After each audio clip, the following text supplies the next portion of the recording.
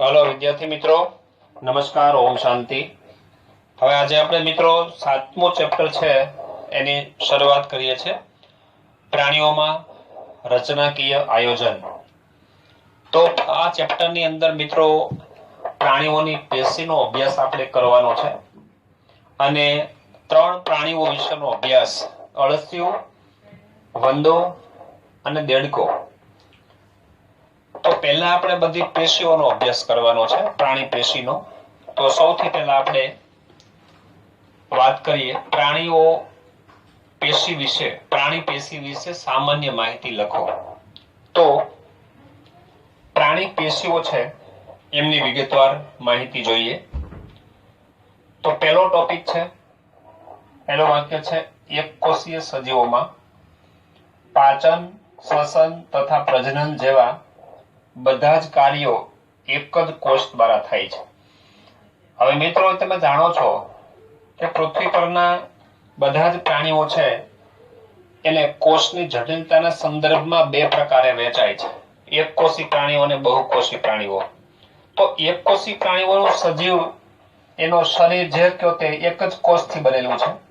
તો એક જ કોષની અંદર એની બધી જ જે ક્રિયાઓ છે, પાચન, શ્વસન, પ્રજનન, આ બધી જ ક્રિયાઓ છે એક જ કોષ દ્વારા થાય છે। જ્યારે બહુકોષી સજીવોમાં શરીર રચના કેવી હોય છે? જટિલ હોય છે અને આ બધા કાર્યો જુદા જુદા કોષોના સમૂહ દ્વારા વ્યવસ્થિત રીતે પૂર્ણ થાય છે। એટલે કે બહુકોષી સજીવો છે એમાં ઘણા બધા કોષો હોય છે, લાખોની સંખ્યામાં કોષો હોય છે અને શરીર રચના છે એને જટિલ કહેવાય છે। અને પાચન, શ્વસન, પ્રજનન આ બધા જુદા જુદા કાર્યો કરવા માટે જુદા જુદા કોષોનો સમૂહ હોય છે, માનાકી જુદી જુદી પેશીઓ હોય છે અને એ પેશીઓના સમૂહ દ્વારા વ્યવસ્થિત રીતે કાર્ય થતું હોય છે બહુકોષી સજીવોમાં। જળવ્યાળ, જળવાળ નાના મિત્રો હાઇડ્રા। તો હાઇડ્રાનું શરીર છે પેશી આયોજન ધરાવે છે। જાણો છો મિત્રો, હાઇડ્રા કોષાંતરી સમુદાયમાં આવે અને સર્વપ્રથમ પેશીઓ ધરાવતો પ્રાણી સમુદાય છે। તો શરીર છે પેશી આયોજન ધરાવે, જુદી જુદી પેશીઓમાં કોષોની સંખ્યા હજારોમાં હોય છે, એટલે કે હજારો કોષો ભેગા મળી અને પેશી બનાવે છે। મનુષ્યનું શરીર અબજો કોષોનું બનેલું હોય છે, અંદાજે 1014 જેટલા કોષોનું માનવ શરીર બનેલું છે જે જુદા જુદા કાર્યો કરે છે। આ કોષો શરીરમાં એક સાથે કામ કરવા માટે પેશીઓ બનાવે છે। તો શરીરની અંદર આવા હજારોની સંખ્યામાં, લાખોની સંખ્યામાં કોષો આવેલા હોય છે। અબજોની સંખ્યામાં આપણે કહીએ છીએ, પણ કોષો છે હજારોની, લાખોની સંખ્યામાં ભેગા થઈ અને એક સાથે કાર્ય કરવા માટે પેશીઓ બનાવે છે। તો આ પેશીઓ શું છે મિત્રો એની વાત કરીએ। તો પેશી એટલે શું? તો કે સમાન ઉત્પત્તિ, સમાન રચના અને સમાન કાર્ય ધરાવતા એક જ પ્રકારના કે વધુ પ્રકારના કોષોનો સમૂહ છે।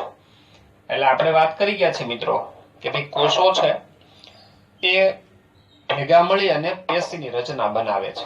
તો પેશીની અંદર એક પ્રકારના કોષો હોય અથવા એક કે વધારે પ્રકારના કોષોનો સમૂહ છે અને તેઓના આંતરકોષીય દ્રવ્યો સાથે એક ચોક્કસ કાર્ય કરે છે। તો કોષોનો સમૂહ એટલે પેશી, પણ આંતરકોષી દ્રવ્યો એટલે મિત્રો જે પેશી બનાવતા કોષો છે, આ કોષો છે બધા, ચાલો આ પેશી બનાવે છે, આ ઘણા બધા કોષો ભેગા મળીને પેશી બનાવે છે। તો હવે જે કોષો વચ્ચેનો ગેપ છે, અવકાશ છે, એની અંદર જે દ્રવ્યો ભેરા હોય છે, પોષક દ્રવ્યો હોય છે, એને આંતરકોષી દ્રવ્યો કહેવાય છે। તો આ કોષો અને વત્તા આંતરકોષી દ્રવ્ય સાથે ચોક્કસ પ્રકારના કાર્યો કરે છે। કોષોના આવા સંગ્રહને એટલે કે સમૂહને પેશી તરીકે ઓળખવામાં આવે છે। પ્રકારની વાત કરીએ તો મિત્રો આ ચેપ્ટરની અંદર આપણે પ્રાણી પેશીનો અભ્યાસ કરવાનો છે। તો પ્રાણી પેશીઓ કોષના કાર્યને અનુલક્ષીને મૂળભૂત 4 પ્રકારની પેશીઓ હોય છે। એક અધિચ્છદીય પેશી, બીજું છે સંયોજક પેશી, ત્રીજું છે સ્નાયુ પેશી અને ચોથી પેશી છે ચેતાપેશી। મિત્રો અધિચ્છદીય પેશી છે એ શરીરના અંગો હોય છે, શરીરના આંતરિક અંગો એની દીવાલ બનાવે છે, અંદરની અને બહારની દીવાલ। એટલે કે દાખલા તરીકે ચલો ઉદાહરણ લઈ લે કે ભાઈ આ જઠર છે, તો જઠરની સૌથી બહારની દિવાલ, બહાર આવેલી સૌથી બહારની દિવાલ અને સૌથી અંદરની દિવાલ એ અધિચ્છદ પેશી દ્વારા બને છે. સંયોજક પેશી છે મિત્રો, તો શરીરના સંયોજક પેશી કનેક્ટિવ ટીસ્યુ શરીરના વિવિધ અંગોને હાડકા અને સ્નાયુ સાથે, સ્નાયુને હાડકા સાથે શરીરના બધા અંગોને દેહધાર્મિક રીતે જોડવાનું કાર્ય છે સંયોજક પેશી કરે છે. સ્નાયુ પેશી છે, હલનચલનનું કાર્ય સ્નાયુ પેશી દ્વારા થાય છે અને શરીરમાં ઉર્મિ વેગના વહનના કાર્ય સાથે સંકળાયેલ ચેતાપેશી. તો આ મુખ્યત્વે 4 પ્રકારની મૂળભૂત પેશી છે: અધિચ્છદીય પેશી, સંયોજક પેશી, સ્નાયુ પેશી અને ચેતાપેશી. આ બધી પેશીઓ એક ચોક્કસ માત્રામાં અને ભાતમાં સંગઠિત થઈ અને અંગોનું નિર્માણ કરે છે. બધી પેશીઓ ભેગી થઈને મિત્રો શું બનાવે? જુદા જુદા પ્રકારના અંગો બનાવે છે. દાખલા તરીકે કોઈ જઠર બનાવે, ફેફસા બનાવે, હૃદય, મૂત્રપિંડ, આ બધા શરીરના અંગો ચોક્કસ પેશીઓથી બને છે. જ્યારે બે કે વધુ બંધ અંગો તેમની ભૌતિક અને રાસાયણિક અંતરક્રિયા દ્વારા ચોક્કસ કાર્યો કરવા માટે સાથે મળીને અંગ તંત્રનું નિર્માણ કરે છે. દાખલા તરીકે પાચન તંત્ર છે, શ્વસન તંત્ર વગેરે છે. તો જ્યારે બે કે બેથી વધુ અંગો તેમની ભૌતિક અને રાસાયણિક આંતરક્રિયા દ્વારા ચોક્કસ કાર્યો કરવા માટે સાથે મળીને અંગ તંત્રનું નિર્માણ કરે છે. એટલે મિત્રો એવું કહે છે કે કોઈ અંગ તંત્ર છે, દાખલા તરીકે પાચન તંત્ર, શ્વસન તંત્ર, પ્રજનન તંત્ર, રુધિરાભિસરણ તંત્ર, આવા ઘણા બધા તંત્રો શરીરમાં બને છે, જેમાં બે કે બે કરતા વધારે અંગો સંકળાયેલા છે. દાખલા તરીકે પાચન તંત્રની વાત કરીએ મિત્રો, તો જાણો છો મુખ, પછી અન્નનળી, કંઠનળી, અન્નનળી, જઠર, નાનો આંતરડું, મોટું આંતરડું, આ ઘણા બધા અંગો છે સંકળાય અને એક સળંગ પાચન માર્ગ છે એ બને છે. તો બે કે બેથી વધુ અંગો તેમની ભૌતિક અને રાસાયણિક આંતરક્રિયા દ્વારા ચોક્કસ કાર્યો કરવા માટે સાથે મળીને અંગ તંત્રનું નિર્માણ કરે છે. પાચન તંત્ર અને શ્વસન તંત્ર.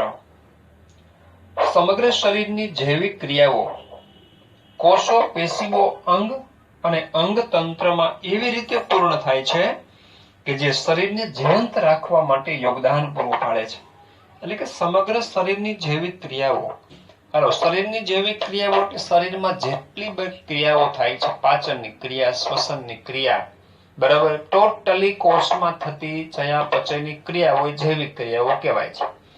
તો આ બધી જૈવિક ક્રિયાઓ છે એ કોષો દ્વારા, પેશી દ્વારા અંગ અને અંગ તંત્રમાં એવી રીતે પૂર્ણ થાય છે કે શરીરને જીવંત રાખવા માટે યોગદાન છે. દરેક ક્રિયાઓ શરીર માટે, શરીરને જીવંત રાખવા, શરીરને ટકાવી રાખવા માટે કરવામાં આવે છે. તો આ સામાન્ય વાત કરી મિત્રો. હવે આપણે સૌથી પહેલા અધિચ્છદીય પેશીનો અભ્યાસ કરવાનો છે. તો પછીના પ્રશ્ન તરફ જઈએ. તો ટોપિક છે અધિચ્છદીય પેશી. એમાં પહેલું છે અધિચ્છદીય પેશીના સામાન્ય લક્ષણો લખો.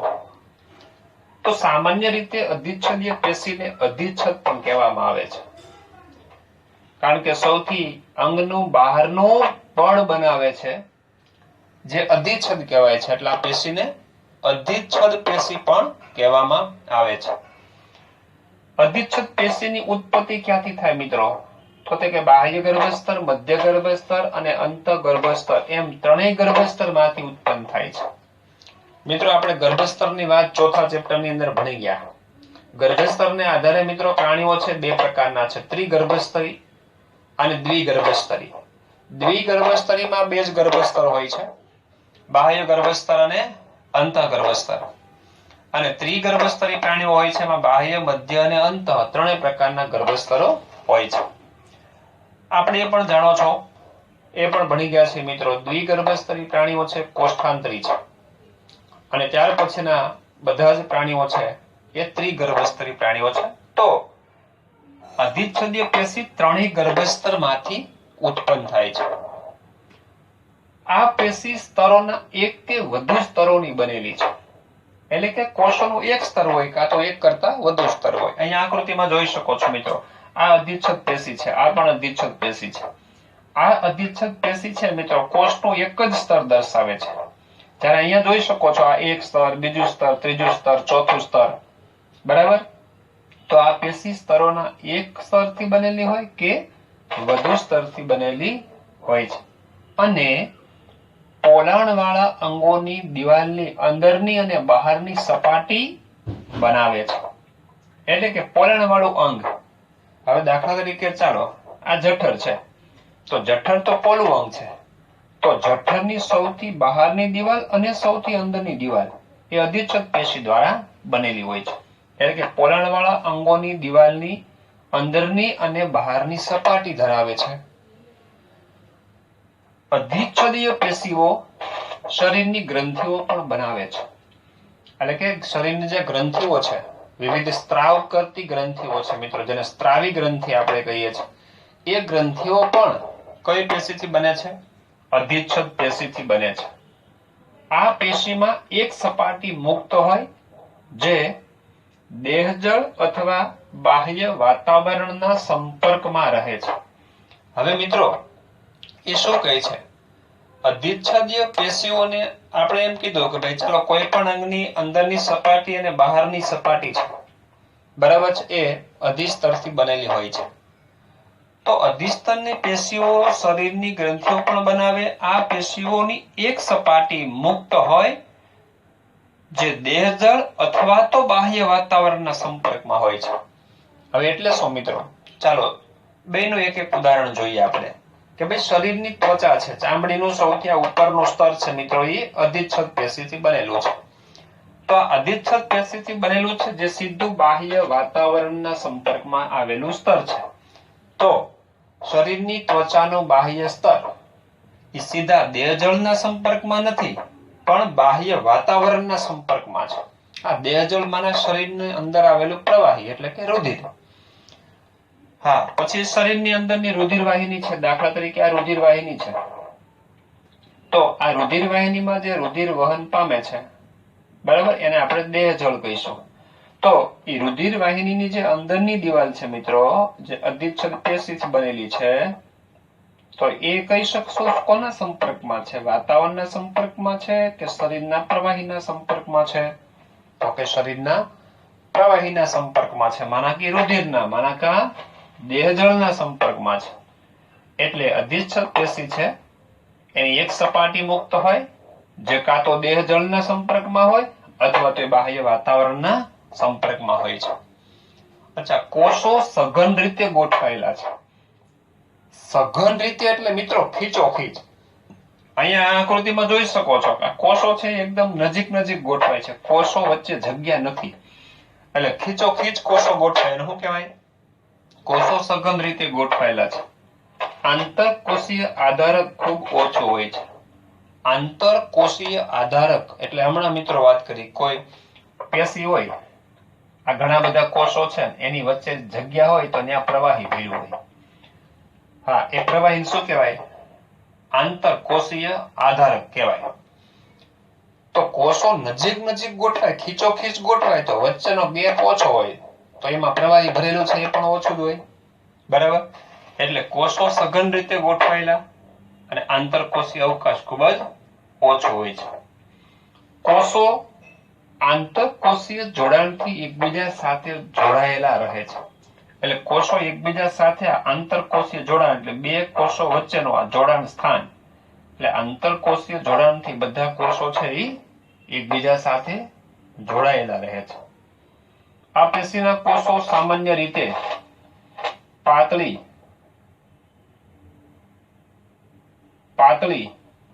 એક કોષીય આધાર કલા પર ગોઠવાયેલા હોય છે.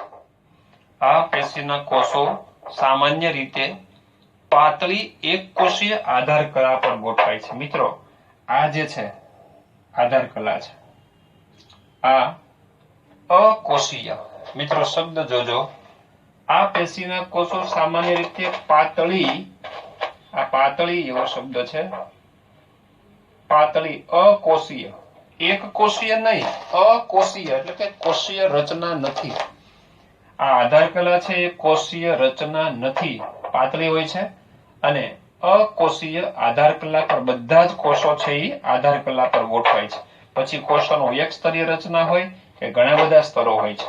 અહીંયા પણ આ આધાર કલા છે, આ છે એ આધાર કલા છે. તો કોષો આધાર કલા પર ગોઠવાયેલા હોય. આ આધાર કલા છે એ અકોષીય છે. સામાન્ય રીતે રુધિર વાહિનીઓ અધિચ્છદ પેશીમાં ગેરહાજર હોય છે.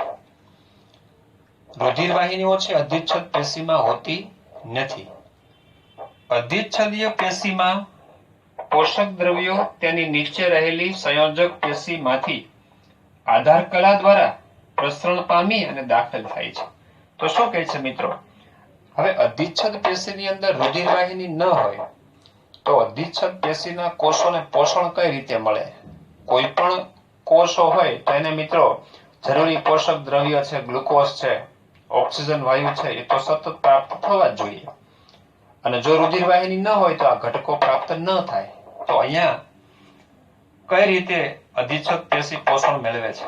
તો કે અધિચ્છદ પેશીમાં નીચેની સાઈડ, એની નીચે એક્ઝેક્ટ સંયોજક પેશી હોય છે. એટલે કે આ જે આધાર કલા છે અહીંયા આ સંયોજક પેશી આવેલી હોય છે. આ છે એ સંયોજક પેશી હોય છે, એની એક્ઝેક્ટ નીચે સમજો.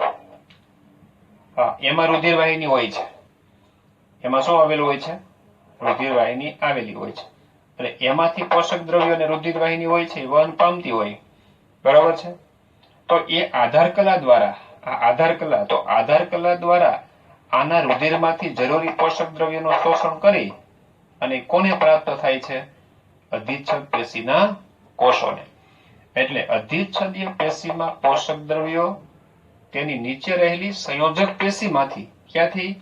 સંયોજક પેશીમાંથી આધાર કલા દ્વારા પ્રસરણ પામી અને દાખલ થાય. ઓકે, ઈજા બાદ અધિચ્છદીય પેશીઓના પુનઃસર્જન ક્ષમતા વધુ છે.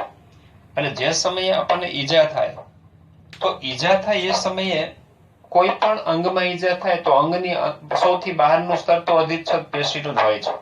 એટલે અધિચ્છદ પેશીને તો નુકસાન થાય ને થાય જ, પરંતુ એની પુનઃસર્જન ક્ષમતા વધુ છે. એટલે ઝડપથી એ પેશીના કોષો પાછા ત્યાં આવી જાય છે. દાખલા તરીકે આપણે ચામડી છે, તો ચામડીમાં કોઈ ઘા વાગે છે, આપણને ઈજા થાય છે, બરોબર? તો એ સમયે થોડા સમય પછી ત્યાં પાછા કોષો આવી જાય છે. આપણે સાદી ભાષામાં ગુજરાતીમાં એને એમ કહીએ છીએ ત્યાં રૂજ આવી ગઈ.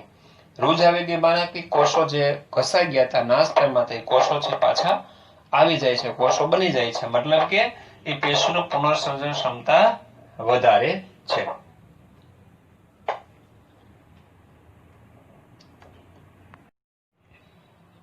હા, તો મિત્રો આપણે વાત કરી કે ભાઈ અધિચ્છદ પેશીની પુનઃસર્જન ક્ષમતા છે એ ખૂબ જ વધારે હોય છે.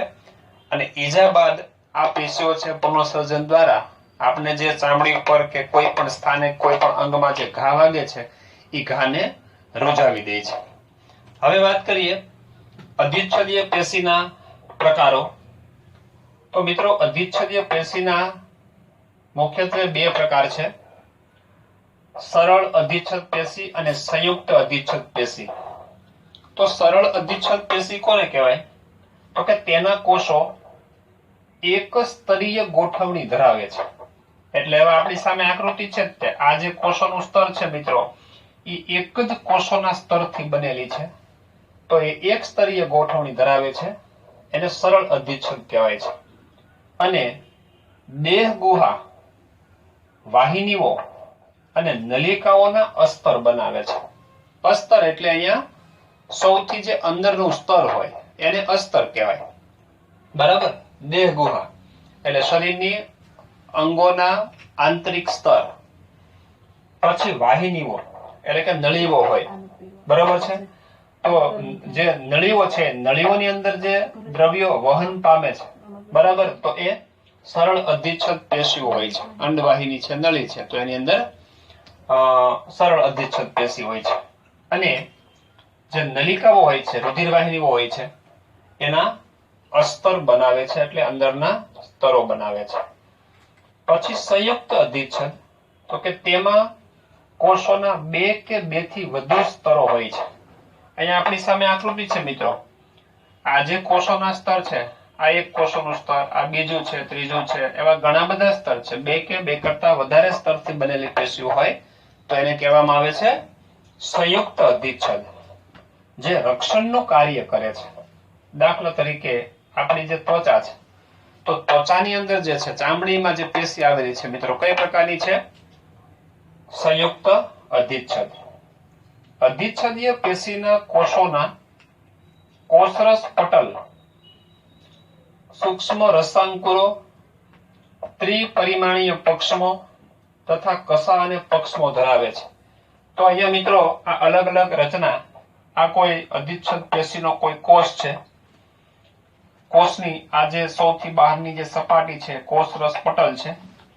આ કોષરસ પટલ ઉપરથી આ તંતુ જેવી દેખાતી રચનાઓ ઉત્પન્ન થાય છે મિત્રો, એ પક્ષમો છે. અને એ કોષમાં આવેલી આવી જે તલસ્થ કણિકાઓ હોય છે, આવી કણિકાઓ હોય છે, એ કણિકામાંથી આવા પક્ષમો છે એ ઉત્પન્ન થાય છે. હવે આ પક્ષમો છે મિત્રો, એ જે વાહિનીઓની અંદર હોય છે, બરાબર, તો કોઈ દ્રવ્યના વહનના કાર્ય સાથે સંકળાયેલું હોય છે. વધુ જે ઘસારો પામતા હોય એવા અંગોની અંદર, બરાબર છે, વહનના કાર્ય સાથે કોઈ સંકળાયેલ પેશીમાં આવા પક્ષમો છે ધરાવે છે. પછી આ બીજો કોઈ અધિચ્છદ પેશીનો કોષ છે જે સૂક્ષ્મ રસાંકુરો ધરાવે છે, આવી પ્રવર્ધોયુક્ત સપાટી ધરાવે છે. આ રસાંકુરો છે જે શોષણના કાર્ય સાથે સંકળાયેલ છે.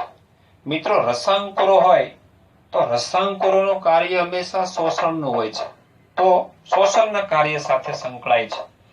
અને કેટલાક કોષો છે એ આવા લાંબા પ્રવર્ધો ધરાવે છે, જે ત્રિપરિમાણીય પક્ષમો કહેવામાં આવે છે. બરાબર છે, ત્રિપરિમાણીય પક્ષમો, જેને અંગ્રેજીમાં સ્ટીરિયોસિલિયા કહેવામાં આવે છે. સ્ટીરિયોસિલિયા એટલે કે ત્રિપરિમાણીય પક્ષમો. તો અધિચ્છદ પેશીના કોષો છે કેટલાક કશા પક્ષમો, સૂક્ષ્મ રસાંકુરો અને ત્રિપરિમાણીય પક્ષમો જેવી રચનાઓ ધરાવે છે. છેલ્લો પોઈન્ટ છે એન્ડોસાઇટિક, પિનોસાઇટિક અને એક્ઝોસાઇટિક પુટિકાઓ પણ કોષરસ પટલ ધરાવે છે. એટલે કે એન્ડોસાઇટિક માના ઘન ભક્ષણ. એન્ડોસાઇટિક નો મતલબ થાય મિત્રો ઘન ભક્ષણ, બરાબર છે, ઘન ભક્ષણ એટલે કોષની અંદર કોઈ ઘન દ્રવ્યો દાખલ થાય, એ ઘન દ્રવ્યોનું ભક્ષણ કરે એને ઘન ભક્ષણ કહેવાય. અંગ્રેજીમાં એને એન્ડોસાઇટિક કહેવાય. એવી પુટિકાઓ કોષરસ પટલમાં હોય છે. અને પિનોસાઇટિક માના પ્રવાહી ભક્ષણ, પ્રવાહી ઘટકોનું ભક્ષણ કરે એને પિનોસાઇટિક કહેવાય. અને એક્ઝોસાઇટિક એટલે બહિર્ભક્ષણ. એક્ઝોસાઇટિક નો અર્થ થાય બહિર્ભક્ષણ, કે કોષમાંથી કોષરસ પટલ હોય એ કોષરસ પટલ દ્વારા કેટલાક બહારદ્રવ્ય કોષરસ પટલની બહાર સ્ત્રાવ પામે, એને એક્ઝોસાઇટિક કહેવામાં આવે છે. તો કોષરસ પટલની અંદર આવી એન્ડોસાઇટિક, પિનોસાઇટિક અને એક્ઝોસાઇટિક પુટિકાઓ પણ કોષરસ પટલમાં આવેલી હોય છે. તો મિત્રો આજે આપણે આ અધિચ્છદ પેશીના સામાન્ય લક્ષણો પણ જોઈ લીધા, બરાબર. નેક્સ્ટ લેક્ચરમાં આગળ વધશું. ઓમ શાંતિ.